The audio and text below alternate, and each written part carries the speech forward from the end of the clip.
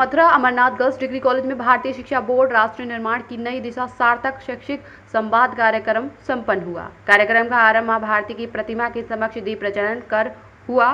College के प्राचार्य doctor Anil Vajpayee ने सभी अतिथियों का स्वागत एवं अभिनंदन किया। शिक्षाविदों को संबोधित करते हुए मुख्य अतिथि श्री माखन लाल गुप्ता, निदेशक भारतीय शिक्षा बोर्ड, ने कहा कि वर्तमान में भारतीय सांस्कृतिक मूल्यों का पूरे देश में पुनरुत्थान हो रहा है। हमारी शिक्षा भी अपनी संस्कृति की जड़ों से जुड़ी होनी चाहिए।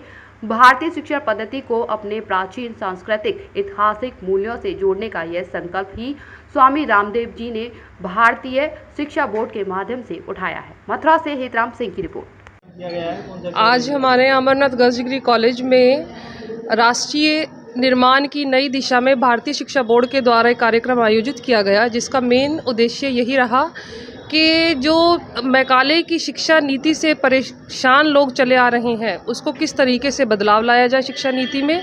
भारतीय शिक्षा बोर्ड का मेन उद्देश्य यही है, किस तरीके से आप अपने बोर्ड को चेंज कर कर दूसरे बोर्ड में, भारतीय शिक्षा बोर्ड में सम्मिलित हो सकते हैं, क्या उसका प्रोसीजर है, क्या शिक्षा नीति रहेगी, किस तरीके से बच्चे के अंदर पूर्ण रूप से उसका विकास किया जा सकेगा। ये सभी हमारे यहाँ पर आज भारतीय शिक्षा बोर्ड की तरफ से पधारे प्रोफेसर माखन लाल गुप्ता जी के द्वारा बताया गया, जिसमें उनके साथ तो जैसे आईसीएसई बोर्ड है, जिस तरह से सीबीएसई बोर्ड है और राष्ट्रीय स्तर पर उनको मान्यता है, और राज्य के स्तर पे जो है वो राज्य के बोर्ड चल रहे हैं, क्योंकि शिक्षा जो है वो समवर्ती सूची पे है, कॉन्करेंट लिस्ट में है। तो राज्य भी नियम बनाता है और केंद्र भी नियम बनाता है। तो केंद्रीय स्तर पर बाबा रामदेव ने जो प्रस्ताव रखा था, उस प्रस्ताव को सहमति मिल गई है और भारतीय शिक्षा बोर्ड का गठन हो गया है, जिसका संचालन पतंजलि करेगा, स्वामी रामदेव जी करेंगे।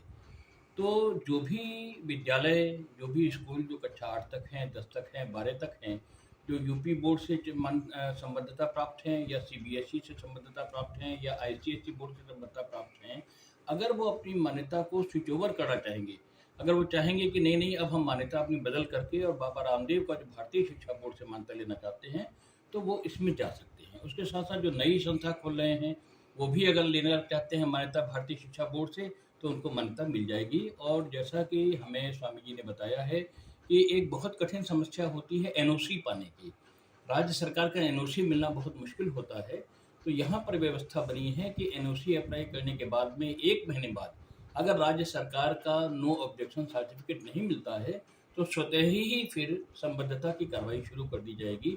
ये एक बहुत अच्छा कदम है। सर, इस बोर्ड के द्वारा आयुर्वेद या योगा की शिक्षा भी दी जाएगी छात्रों को?